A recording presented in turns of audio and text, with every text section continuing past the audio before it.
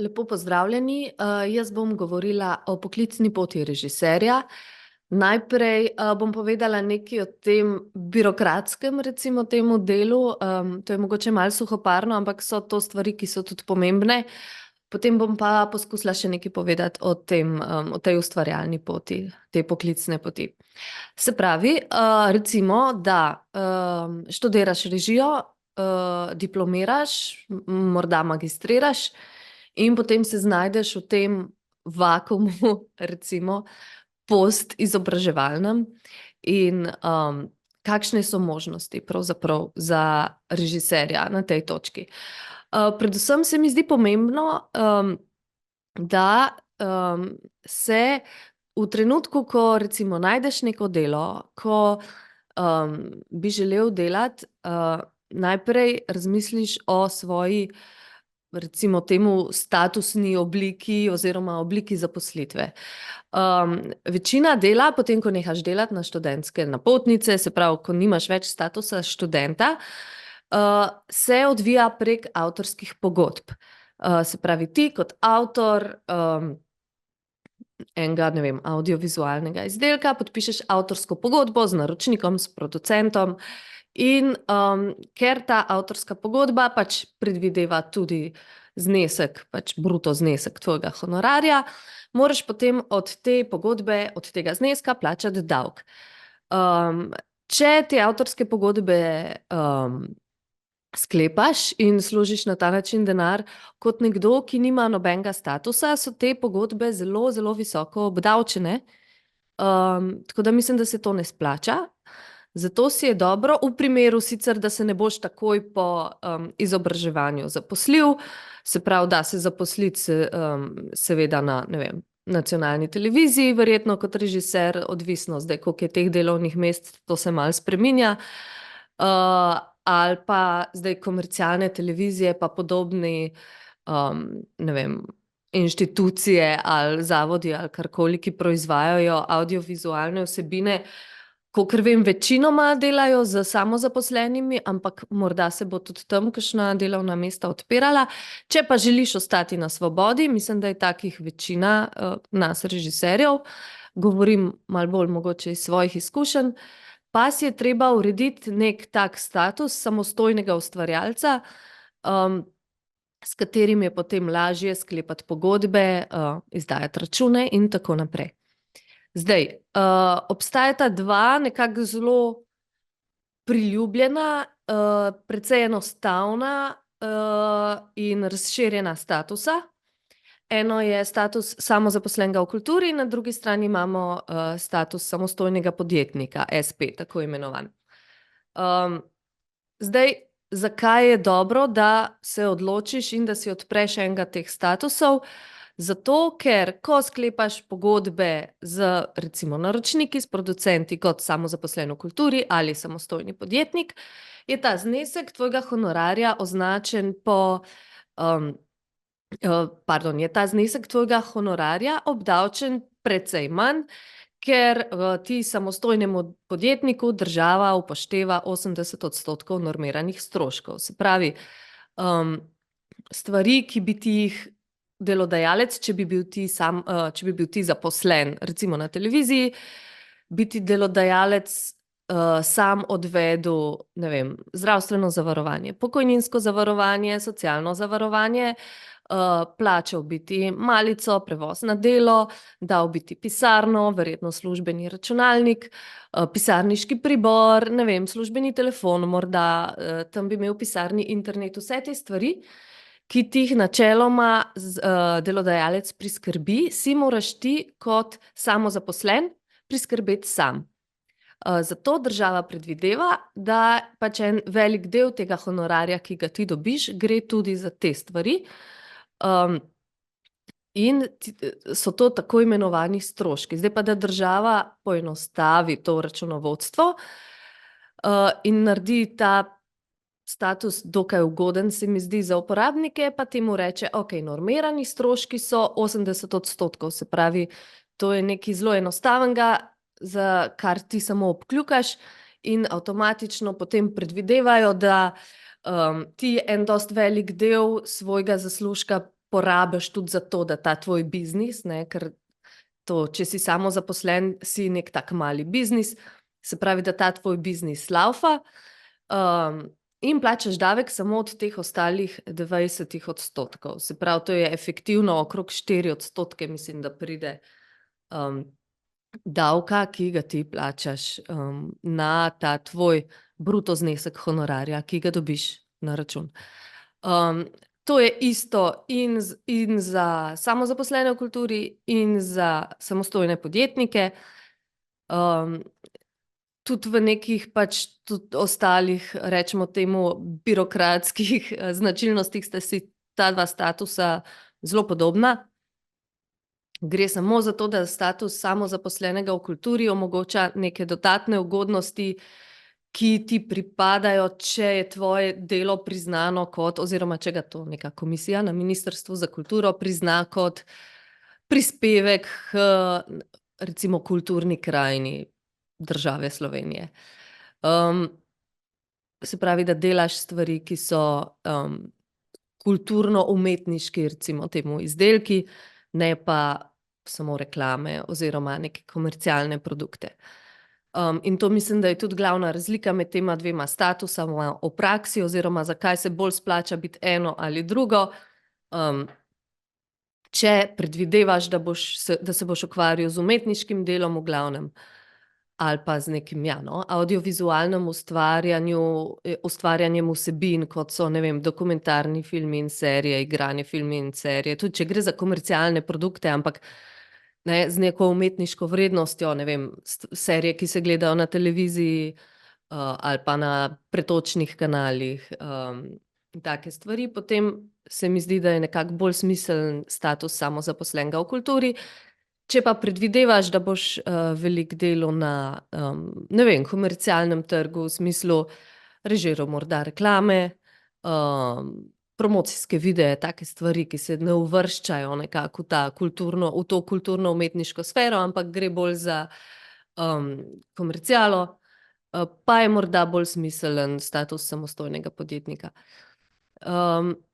V glavnem gre pa pri obeh statusih za to, da je pač ta nizka stopnja obdavčitve tega bruto honorarja, ne, vsi honorarji, ki jih imaš ti zapisane v pogodbah, ki jih sklepaš, so vedno bruto. Se pravi, gre za znesek, od katerega ti sam potem plačaš dohodnino. In pri obeh statusih je treba plačati vsak mesec tudi prispevke. Kaj so prispevki? To je to, kar sem omenila že prej, se pravi zdravstveno zavarovanje, pokojninsko in socialno zavarovanje. Tega trenutno pride nekaj čez 400 evrov na mesec, zato je zelo ugodna ta neka lastnost statusa samozaposlenega v kulturi, ki omogoča samozaposlenemu, da se prijavi tudi za možnost, da te prispevke plačuje Ministrstvo za kulturo. Zdaj, da to možnost dobiš, je treba izpolniti nekatere pogoje, vsakih 5 let se to preverja, lahko se prijaviš in komisija na ministrstvu potem pogleda in odobri, ali res ustvarjaš neka dela, ki, ne vem, imajo neko kulturno-umetniško mesto v tem, rečemo, širšem audiovizualnem prostoru, imajo neko umetniško vrednost, a gre za kulturne izdelke, da ne delaš samo reklam. In pač pomembna je tudi kvantiteta, se pravi, da ne narediš mogoče enega kratkega filma na 10 let, ampak da se s tem kontinuirano ukvarjaš.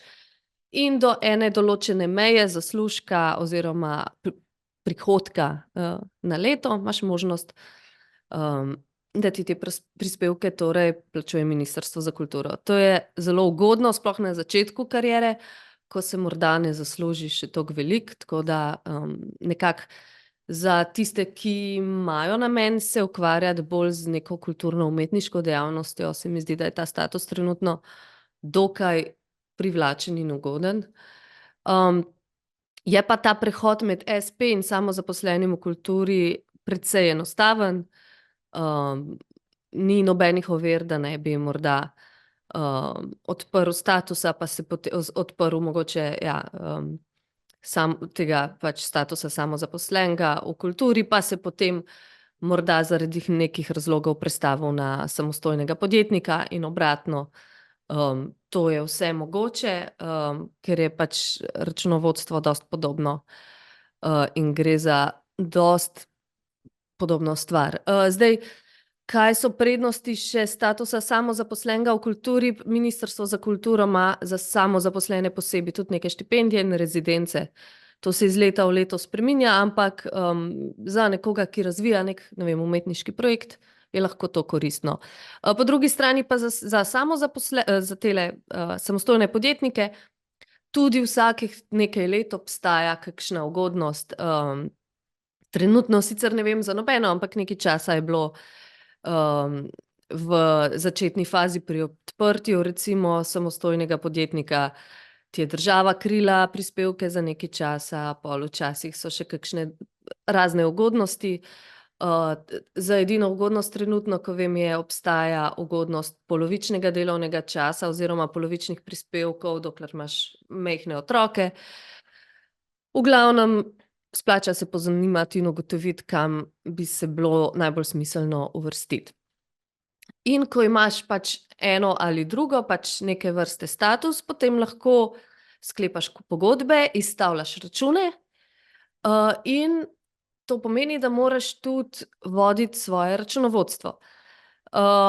Zdaj veliko nas, mislim, da je takih, ki vodimo svoje računovodstvo sami, to ni zahtevno, najlažje je morda kakšnega kolega vprašati, da ti na hitro razloži, kako to gre. Vsako leto je pač treba oddati tisto napoved za odmero dohodnine, ki je tudi precej poenostavila se zdaj skozi leta, pa plačati prispevke vsak mesec, če ti jih ne plačuje Ministrstvo za kulturo, kot sem že omenila. To je pa v bistvu to, treba je pač gledati vsako leto, spravljati račune, malo seštevati in računati na to, a bo treba neko dohodnino doplačati ali jo plačuješ sproti dovolj, ampak to so dokaj enostavne zadeve. Lahko pa seveda tudi, kot samozaposleni najameš računovodstvo. Mislim, da se splača predvsem v primeru, če bi želel mogoče zraven odprti še zavod, o tem bom več kasneje, oziroma če imaš neko malo bolj zapleteno situacijo, ker ta situacija, da si samo zapolni delovni čas samozaposlen v kulturi in da uveljavljaš te normirane stroške, o katerih sem prej govorila, je dosti enostavna, in se da tudi čist sam urediti te stvari. Se pravi, to je to. Zdaj pa, seveda obstaja tudi možnost, da te statuse kombiniraš, v smislu, da se morda kar nekaj kolegov recimo dela na izobraževalnih ustanovah in veliko je takih, ki so recimo zaposleni za polovični delovni čas, kot, ne vem, predavatelji nekih filmskih predmetov ali na srednjih šolah ali na visokih, višjih šolah, ali morda kakšnih tečajev, oziroma filmska vzgoja, mislim, da je tudi v osnovni šoli se vedno bolj uveljavlja. Tako da v tem primeru imaš morda lahko 50-odstotno zaposlitev, zdaj za določen, nedoločen čas ni pomembno, in hkrati za 50-odstotni delovni čas si lahko še vedno samozaposlen v kulturi oziroma imaš espe z pač polovičnim delovnim časom. To so pač te situacije, ki so morda malo bolj komplicirane, ampak še vedno gre v osnovi za dokaj enostavno računovodstvo oziroma dokaj enostaven sistem. Potem pa pridemo na recimo temu bolj ustvarjalen del procesa, in sicer kaj zdaj ti, ko imaš ta status, lahko sklepaš pogodbe, lahko izdajaš račune, lahko delaš. Kako in kaj boš potem počel. Zdaj, tukaj je možnosti pravzaprav veliko, je pa precej odvisno od neke samoiniciative. Ena zelo pomembna stvar je pač, da je treba generirati neke scenarije, neke vsebine, in zdaj, kako boš ti to generirala, je pa pač nekaj, kar se je treba odločiti. Veliko ljudi je takih, ki pišemo sami, smo sami svoji scenaristi in potem iščemo producenta za te projekte in iščemo nadaljne možnosti, kako te projekte razviti. Veliko je takih, ki se povežejo s scenaristom ali pa morda z enim kolegom režiserjem, pa sta skupaj soscenarista, v glavnem pišejo skupaj še z nekom, pišejo v skupini ali pa morda iščejo nek scenarij, ki ga je nekdo že napisal, ali iščejo scenarista, ki bi bil pripravljen napisati nekaj, kar bi potem skupaj razvila, recimo naprej. To je nekaj, kar mislim, da se ne bo zgodilo samo od sebe, pač te ljudi je dobro poiskati in dobro je vedno imeti neke projekte pripravljene, ker potem se morda pojavi priložnost za nekaj od tega realizirati, in ko se ta priložnost pojavi, je dobro imeti scenarij že napisan, ne pa takrat začeti kot te nekdo, recimo producent, vpraša, če imaš kakšno idejo, ne vem, za kratki film. Ni dobro takrat šele začeti razmišljati o ideji, ampak je dobro imeti kakšno zadevo pripravljeno. Zdaj pa, ena pomembna stvar, ki jo potrebuje vsak režiser, je producent. Brez scenarista in brez producenta pravzaprav režiser sam v resnici ne more nič. Lahko, seveda, je pa tudi se odloči, da bo sam in scenarist in ali tudi producent. Zdaj, če želite sami producirati svoja dela, je mogoče dobro se z nekom povezati ali pa se najprej nekje malo to naučiti, ne začeti iz ničle. Vsekakor pa pač je možno, lahko se ustanovi zavod in prek zavoda se potem lahko, ne vem, producira audiovizualne vsebine. Zdaj, ustanovitev zavoda je možna, ne glede na to, kakšen je tvoj status, lahko si samozaposlen, pa imaš zraven še zavod. Lahko zavod ustanoviš s parimi kolegi, pa skupaj producirate stvari. Več o zavodih si lahko preberete, pač obstaja tudi, ne vem, o vseh teh stvareh si je pametno tudi prebrati zakonodajo, potem ko malo veš, o čem govori, ni toliko komplicirana za razumeti, vedno se splača tudi kakšnega starejšega kolega, ki ima s tem izkušnje, vprašati. Ampak v glavnem, če želiš biti producent, pač je treba ustanoviti zavod, verjetno je to najlažje, ali pa lahko tudi društvo, ampak mislim, da je zavod neka najbolj, kaj pa vem, pogosta, pa mislim, da tudi ugodna oblika. Zdaj, druga možnost je pa povezati se z nekim producentom ali produkcijsko hišo in potem sodelovati z njimi. Teh producentov je kar nekaj, fajn jih je dobro spoznati ali pa čim bolje spoznati. Morda začeti sodelovati na kakšnih manjših projektih in potem videti, kako to sodelovanje funkcionira, preden se vržemo na glavo v neki večji projekt. Treba je vedno vedeti, da sodelovanje s producentom ni poroka, da se vedno lahko tudi pač nekako normalno, prijateljsko razidemo, da če si en projekt z nekom naredil, lahko komot drugi projekt neseš k nekomu drugemu. Je pa pač res, da ko se pa enkrat en projekt začne z nekim producentom razvijati, ko producent za to pridobi neka sredstva in tako, je pol ta isti projekt težje prenesti nekam drugam. Tako da od projekta do projekta pa pač seveda ni noben problem imeti hkrati več projektov z različnimi producenti, če pač to želite.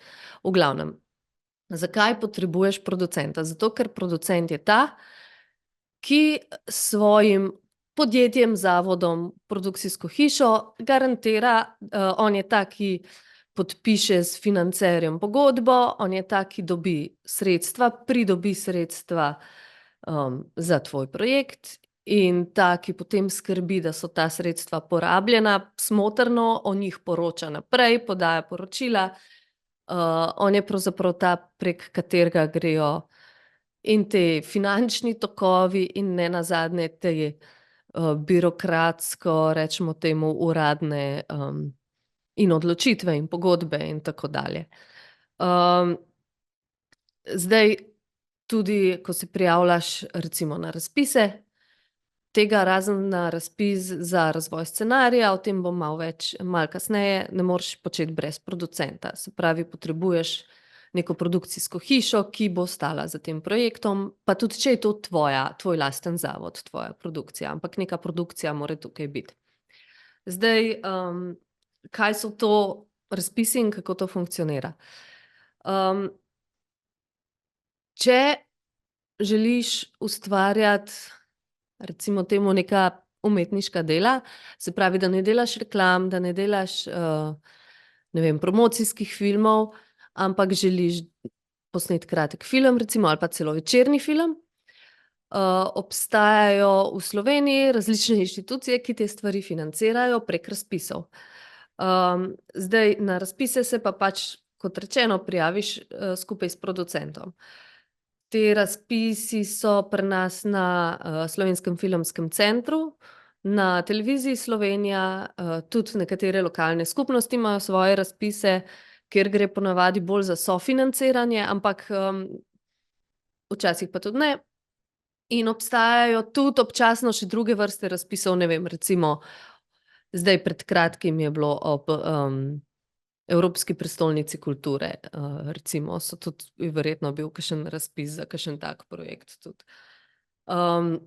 V glavnem to se splača malo slediti oziroma s producentom skupaj slediti tem aktualnim razpisom in poiskati nek pravi razpis za ta projekt, ki ga ti želiš razviti oziroma tudi realizirati.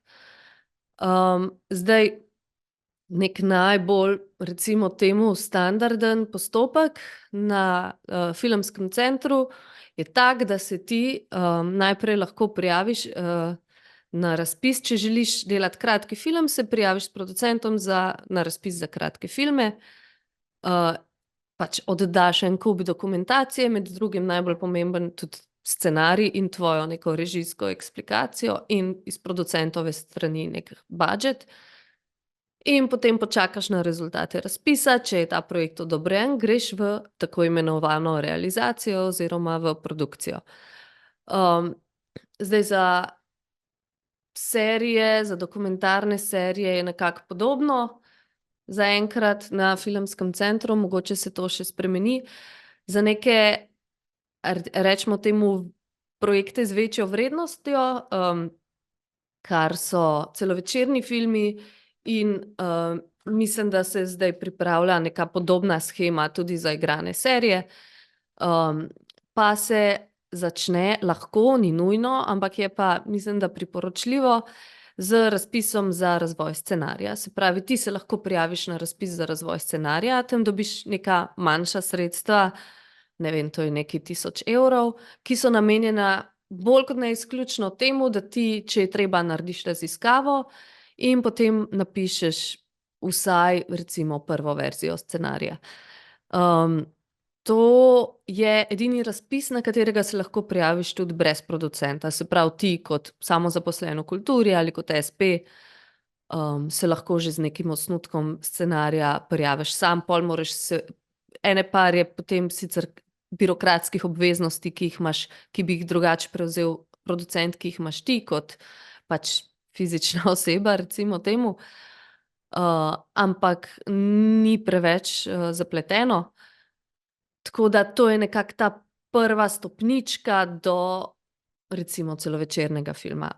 Potem je pa naslednja stopnička, ki jo imenujejo na filmskem centru razvoj projekta.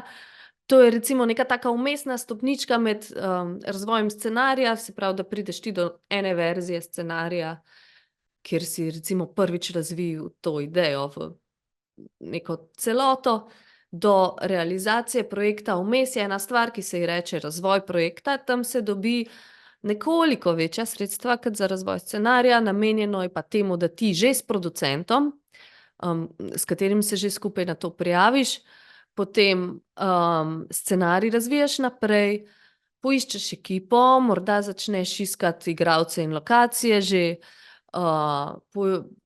raziščeš možnosti za mogoče koprodukcije, poiščeš potencialne koproducente, morda se udeležiš kakšne delavnice, pičaš projekt na kakšnih festivalih, sejmih, delavnicah in tako naprej. Skratka, da ta projekt z ene strani pridobi neko, rečemo temu, mednarodno vidnost, kar je včasih pomembno, da se naprej razvije v vsebinskem smislu, da se nekako izpopolni počasi ta ekipa sodelavcev potencialnih in da se pač tudi ta režiserjeva vizija nekako razvije v, rečemo temu, neko smer, v dovoljšni meri, kjer bi že potem bilo dovolj, da se prijaviš na razpis za realizacijo. To je pa, rečemo temu, tretja stopnička, kjer ti že kandidiraš za pač nek večinski del budžeta, s katerim boš ta film realiziral. Se pravi, če si šel že čez razvoj scenarija in razvoj projekta, ni sicer nujno iti čez vse te stopnje, je pa vsaj za prvi film včasih mislim, da nekako radi vidijo, da greš čez te stopnje, hkrati pa je tudi koristno. In v tej, recimo, fazi te pripraviš projekt do te mere, da je to verzija scenarija, ki si jo pripravljen posnet, s katero si zadovoljen, da je tukaj že ekipa nabrana, morda že tudi igralska zasedba, da ima producent nek precej že, morda ne trden kot skala, ampak že precej kredibilen budžet in že tudi plan, kako bo ta budžet izpopolnil, ker velikokrat se potem išče tudi tuje koprodukcije. In da imaš ti kot režiser neko izdelano vizijo, kako boš ta scenarij realiziral. In na tej točki se potem prijaviš na razpis za realizacijo na Filmskem centru, recimo, če gre za celovečerni kinofilm. Tudi Televizija Slovenija ima podobne razpise. Včasih se te dva razpisa nekako kombinira, to se zdaj malo spreminja, ampak splača se spremljati in ugotoviti, na kakšne načine se da ta sredstva skombinirati, da zapolniš, da nekako ta svoj budžet čim bolj narediš čim bolj, da ni odvisen samo od enega vira, pa da je hkrati dovolj velik, da se da normalno sproducirati ta projekt. In ko pač vse to zbereš, se prijaviš na sredstva za realizacijo. Če pač si na tem razpisu uspešen, dobiš odobrenih, ne vem, nekaj 100.000 evrov, recimo, odvisno pač za prvence je manj, potem je lahko že več, s katerimi potem je producent dolžan realizirati ta tvoj film in hkrati pač ti se pa s pogodbo zavežeš, da boš to svoje avtorsko delo tudi izvedel.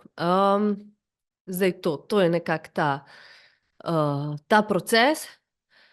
Mislim, da je vedno dobro imeti en tak večji projekt v procesu, v neki fazi in hkrati morda čisto zato, ker so to pač procesi, ki kar trajajo leta, a ne. Se pravi, tudi če greš zelo hitro čez vse te razpise, pa se eno leto prijaviš na razvoj scenarija, potem naslednjo leto si že zrel za razvoj projekta in naslednje leto že za realizacijo. Preden bo ta film posnet, bo minimalno 5 let minilo, imam občutek, tako trenutno, no. In je vedno dobro imeti vzporedno še kakšen projekt, morda kakšen manjši projekt, morda kakšen projekt, ki je malo v drugi fazi, še kakšen scenarij, še kakšno krajšo, bolj enostavno stvar. Samo zato, da pač nimaš vseh jajc v eni košari oziroma da se ne zanašaš samo na en projekt, ker včasih se te stvari, kaj pa vem, zamaknejo ali pa si na enem razpisu neuspešen, to ne pomeni, da ne moreš še enkrat kandidirati z istim projektom, morda z neko izboljšano verzijo scenarija in tako naprej. Tako da to je to glede razpisov. Zdaj pa, kako sploh prideš do tega, da imaš neko stvar, ki jo lahko prijaviš na neki razpis. Mislim, da je zelo dragoceno to, da pač pri nas trenutno, no, obstaja nekaj delavnic, ki ti pomagajo razviti en projekt iz čist nekih začetnih malih, rečemo temu, zrnc, drobcev, začetkov v nekaj, kar lahko prijaviš pol na te prve razpise. Zdaj, glede na to, kaj razvijaš, a je to dokumentarni projekt, a je to igrani projekt, ali je to kratki film morda, se splača malo pogledati. Strokovna društva in festivali pri nas organizirajo različne delavnice na to temo. Ne vem, morda je najbolj pametno slediti Društvu slovenskih režiserjev in režiserk, potem festival FEK, festival Kino Otok. To so festivali, ki imajo pač vsako leto neke delavnice, na katerih si ti lahko izpopolniš, so ponavadi brezplačne. Nekatere so take, da se lahko samo udeležiš in poslušaš, ene so pa specifično namenjene temu, da ti prideš že z nekim projektom, ki je morda čist v prvi zelo zgodnji fazi, morda imaš sam sinopsis na 3 straneh za celovečerni film, za nekaj, kar bi lahko bil scenarij za celovečerni film, in boš ti na tej delavnici to do neke stopnje, s katero lahko potem greš do producenta, morda razvil. Tako da definitivno, sploh pa na začetku neke te poklicne poti, mislim, da je zelo dobro tudi spoznati kolege, morda se ustvari kakšna povezava, v smislu najdeš scenarista ali scenarista, najdeš producenta morda na ta način. Se pravi, te neke delavnice za prvo fazo razvoja se mi zdi, da so pač ena priložnost, ki bi je bila škoda ne izkoristiti. Je pa seveda tudi konkurenca za te delavnice včasih visoka, tako da se je že na delavnico pametno prijaviti z nekim, ne vem, sinopsisom, ki je čim bolj izdelan. Morda se ga da že prej komu za prebrati, kakšnemu kolegu, komu, ki je že prebral kdaj kakšno tako stvar, pa da vam jo pomaga izboljšati oziroma pove, če se mu zdi to vredno sploh prijave in tako naprej. Skratka, to so nekako te delavnice za prvo fazo, potem pa, ko je ta projekt že mičkeno napredoval, pa obstaja kar precej delavnic, ki jih ima pod okriljem Media oziroma Ustvarjalna Evropa. To je pač nek tak velik program, ki ga financira Evropska unija, prek katerega pač v različnih evropskih državah se odvijajo različne delavnice, ali za razvoj scenarija, ali za razvoj projekta kot celote, se pravi s producentom in z režiserjem, poleg scenarista. Največ je delavnic za razvoj scenarija, ene so posebej orientirane na prvence, potem obstaja tudi delavnice za nizkobudžetne filme, kamor se po mojem v Sloveniji zaenkrat skoraj vsi uvrščamo. V glavnem, to so nekako take različne možnosti.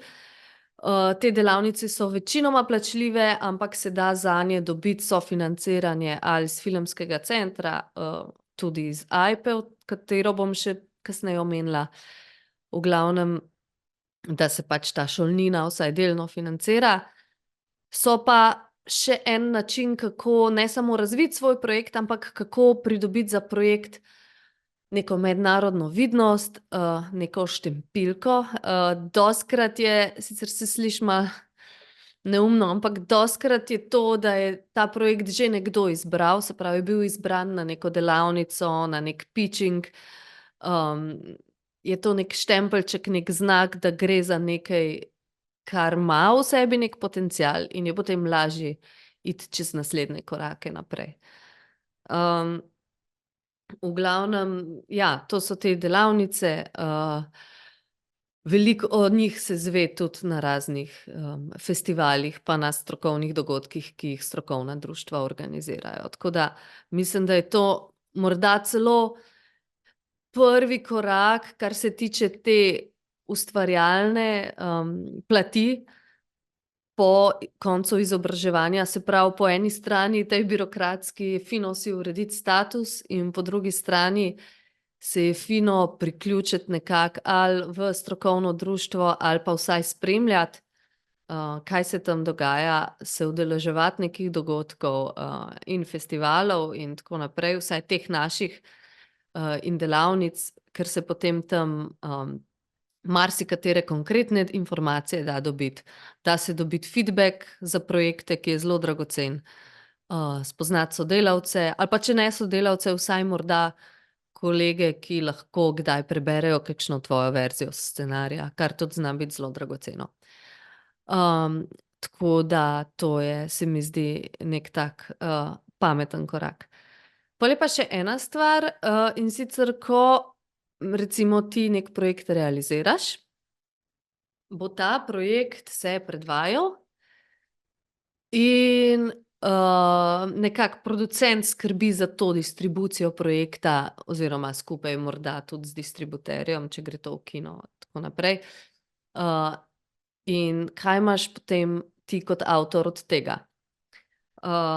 Tukaj se zaletimo v eno stvar, ki se ji reče avtorske pravice, ki je tema, o kateri marsikdo ne ve dovolj, ampak se mi zdi, da je zelo pomembna in se je zelo pametno o njej izobraziti. Zdaj v Sloveniji imamo precej nov zakon, Zakon o avtorski in sorodni pravici oziroma ZASP. Ti zakoni so vsi na voljo na spletu in se jih splača prebrati. ZASP zelo dobro ureja nekatere stvari in daje avtorju nekatere pravice, ki zdaj po novem ti jih niti producent s pogodbo ne more vzeti. Se pravi, obstajajo avtorske pravice, ki jih kot avtor imaš, ne glede na to, kakšna je tvoja pogodba s producentom, čeprav je dobro ne podpisovati nekih čudnih pogodb. Vseeno je fajn, preden se pogodbo podpiše, če niste sigurni, mogoče komu pokazati, za prebrati. Samo zato, da ne delate kakšne res čudne napake. Ampak, ne glede na to, neke pravice obstajajo, ki jih ti kot avtor imaš, ki ti jih nihče po slovenski zakonodaji ne sme in ne more, nemogoče je vzeti. So ti neodtujljive, se temu reče. In, te pravice so do ene mere oziroma nekatere od njih tudi poplačljive. Se pravi, ko, imaš ti dovolj velik repertoar, da se lahko, da daš pooblastilo kolektivni organizaciji. V Sloveniji je to AJPA, se pravi, to je kolektivna organizacija, ki ureja avtorske pravice na avdiovizualnem področju. Ureja jih tako za avtorje, režiserji smo avtorji, scenaristi smo avtorji oziroma soavtorji, je poimenovanje, in zbira jih tudi za igralce in producente.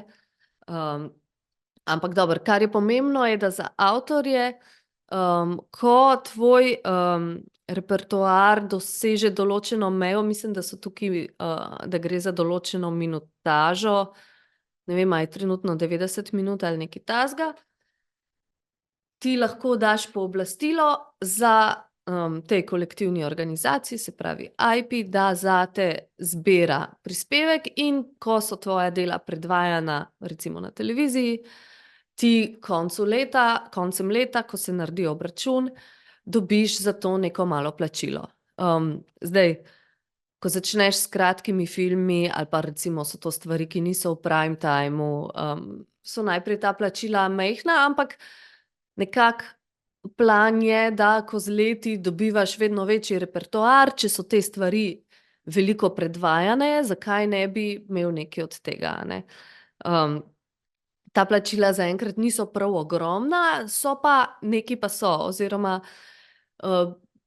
so pomembna, zato ker, če ne drugega, je to neko zavedanje, da to naše delo ni zastonj in da pač je pomembno, da nagradimo ustvarjalce, od katerih dela se veliko predvajajo, pa se veliko gledajo. Tako da, je prav, da so pač avtorji teh del, soavtorji teh del za to tudi plačani. Zdaj, najboljše se je kar direktno na AJPI pozanimati, če že izpolnjujete pogoje, da se včlanite, no, ne gre toliko za včlanitev, kakor da jim date pooblastilo, in če ne še, kdaj boste te pogoje izpolnjevali. Ker pač so neki določeni inštrumenti, ki jih AIPA ima, s katerimi vam potem olajša življenje, potem, ko ste pač nekak član ene od teh skupščin, ne vem, soavtorjev ali izvajalcev ali producentov. Obstajajo potem tudi neki javni pozivi, in neki skladi, preko katerih se da dobiti tudi mogoče sredstva za, povračilo kakšnih sredstev za izobraževanje, in podobne stvari. Tako da, se splača kar takoj, ko imate nekaj malega repertoarja, najaviti na AIPI in se pozanimati, a se že kvalificirate, in če ne, kdaj se boste, in se potem čim prej nekako dati to pooblastilo, da se lahko za vas zbira ta nadomestila in se vam sčasoma tudi ta denar izplača. Kot rečeno, zaenkrat to niso ogromni zneski, ampak to se lahko še vse spremeni, tako da, je dobro biti zraven. Zdaj pa še ena stvar, ki jo pa AIPA počne, je pa tudi za tiste, ki še niso, recimo temu, člani.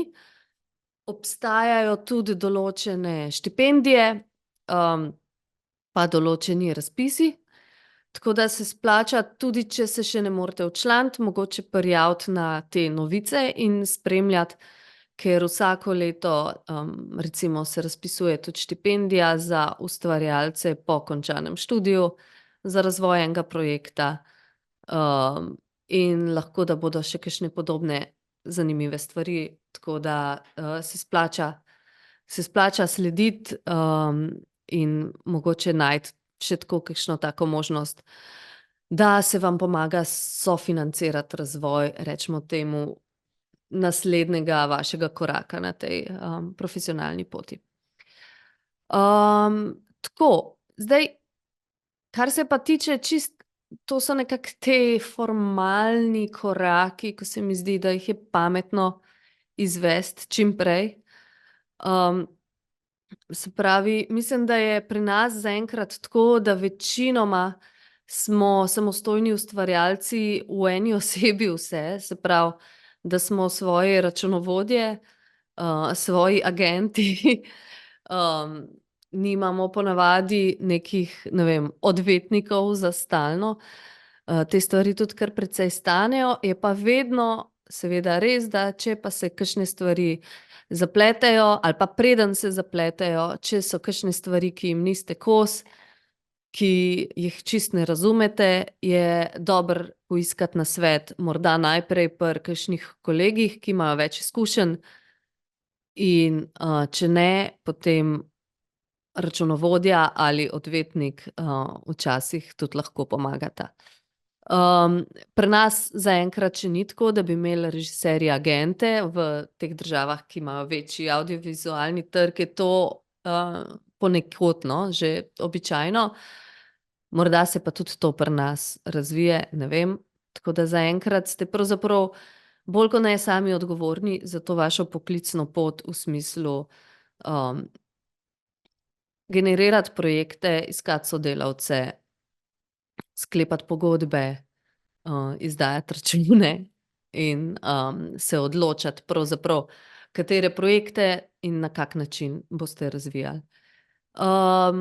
Še ena stvar, ki je mogoče, kaj pa vem, pomembna, je to, da je nekako ta samoiniciativa in ta delna, se mi zdi, vsaj razpršenost in to, da, pomembna, se pravi, da se morda ne bo zgodilo, da, ti projekti kar se sami ponujajo, treba bo verjetno vsaj na začetku, ali pa vsaj, če želite ustvarjati res neke avtorske projekte, jih bo treba zgenerirati iz nič. Mislim, da je zelo pametno, da se tudi ostane v stiku, z, ne vem, ne samo z avdiovizualno sceno pri nas, ampak tudi širše, da ljudje gledajo filme, da, se učijo celo življenje, da poskušajo napredovati in raziskovati to audiovizualno formo naprej. Ker se te stvari pravzaprav zelo hitro spreminjajo,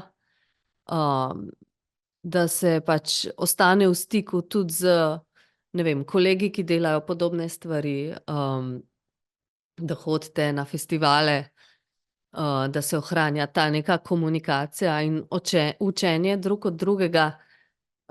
Ker se mi zdi, da je to en tak poklic, kjer se je treba celo življenje malo učiti in kjer so pravzaprav uspešni tisti, ki se celo življenje, učijo.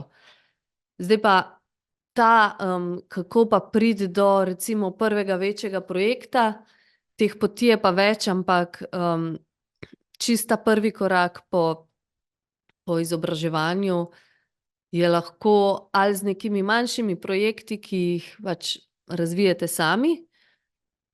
Veliko ljudi tudi začne delati kot asistenti režiserji, to je se mi zdi pametno, ker se nekatere stvari o produkciji spozna na ta način, pa mogoče se da kaj tudi na tujih napakah na ta način naučiti.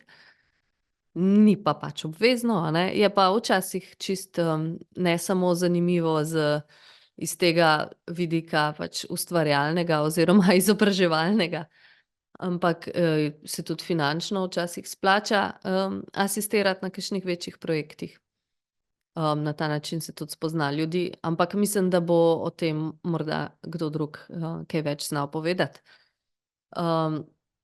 Je pa to, da, nikoli pravzaprav na tej poklicni poti verjetno ne prideš, vsaj v našem prostoru, v neko cono udobja, kjer lahko samo sediš in se stvari odvijajo same od sebe. Mislim, da je to poklic, kjer je treba biti proaktiven in, nekako fleksibilen, bolj kot ne celo svoje delovno življenje oziroma celo kariero, kar, se mi po eni strani zdi tudi dobro. Ni pa enostavno. Tako, zdaj pa mislim, da je čas, da počasi zaključim. Hvala, da ste poslušali in veliko sreče na poklicni poti.